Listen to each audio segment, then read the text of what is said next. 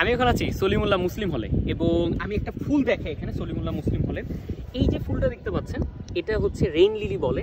আর এই rain lily যদি আমি সাইন্টিফিক নাম বলি জেফিরান্থাস সিট্রিনা, এটা হচ্ছে সিট্রিনা কারণ এটা হচ্ছে ইয়েলো, সাধারণত পিঙ্ক কালারের হয়ে থাকে বা অন্য বেশ কয়েকটা কালার হয়। সো এখানে যেটা দেখতে পাচ্ছেন এটা হচ্ছে ইয়েলো কালারের, সো জেফিরান্থাস সিট্রিনা।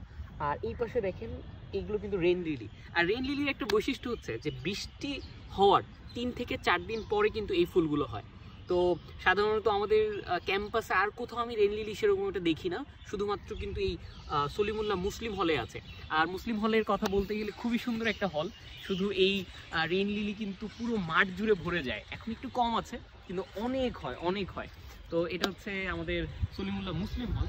আর এই মুসলিম হলের সবথেকে সুন্দর ফুল যেটাকে আসলে আমরা খুব একটা চোখে দেখি না বা অনেক জায়গায় পাওয়া যায় কিন্তু খুব রেয়ার, সেটা হচ্ছে এই ফুলটা যেটা হচ্ছে জেফিরান্থাস সিট্রিনা।